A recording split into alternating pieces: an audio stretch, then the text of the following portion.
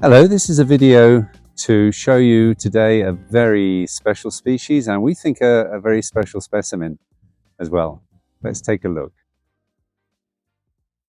Today we're going to show you a rather special specimen of a very special species. This is Nepenthes Rajah. It's growing outdoors on this bank here.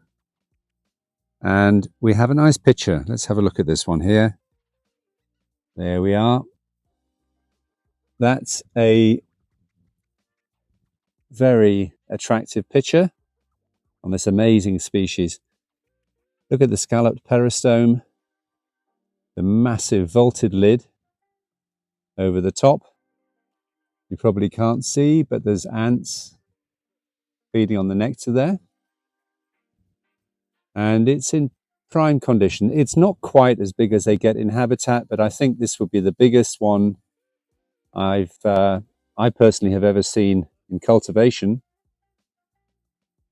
So amazing thing is it's grown without any real help at all. Let's put that back carefully. There we are. It's growing outdoors, and the only assistance we give it is some high pressure fog. You probably heard the nozzles going off just then. There's a fogging line up here. And that's just because the humidity here goes down to around 40% at certain times of the year. Apart from that, we don't do much to it at all. I don't think we even feed it. They feed themselves. And along this bank, we've got several really huge plants growing. So Nepenthes Rajah, deservedly perhaps the king of Nepenthes. Huge leaves. This is a very old plant. It's probably 20 years old. It's been here for at least 15 years. And it does actually vine all over the place. Don't worry, it doesn't take that long to get this big, but there are lots of stems on this plant. You can see the stem is mighty. It's massive, very, very thick. There you go. You see the fog going off as well. So we don't apply chemicals to it. We don't do anything at all. Just gets on with it. The growing media is clay, not a special mix of any sort. It's just the local Sri Lankan clay.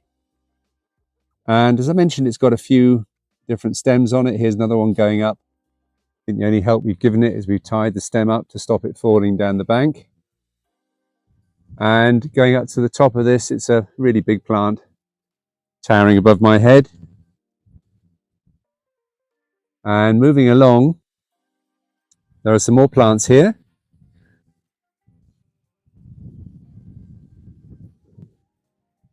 There we are. And we have a flower, a female flower here, or setting seed.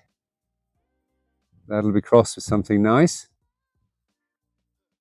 So these are all the plants along this bank, and there are quite a few of them, are all of the 4 clones originating from Royal Botanic Gardens Kew they gave us in the 1990s. And they are really flourishing. We had a lot of trouble growing this species initially. We'll talk about that in cultivation videos, but it doesn't much like coconut fiber, I can tell you that. And it grows, if you've been to the habitat, say on Mesalau, you would have seen that it grows on a very thin layer of media which is covering rock.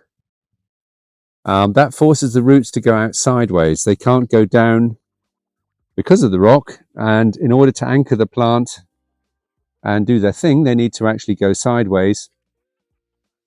And therefore, if you're trying to grow this species at home, you'll need to use a pot with a lot of width to it, or a tray even, rather than a narrower, deep pot. That's getting into the realms of cultivation. I just want to admire this wonderful picture for a few more seconds. It really is very eye-catching. It's not the only picture we've had. You can see there's a dead one in the background a long time ago. So it does picture quite frequently, but this particular picture is the largest one yet. Can't wait to see what the next ones look like. There we go. This is one of the 4 clones under BE-3152, Nepenthes Rajah. And I think it probably deserves its title, the King of Nepenthes.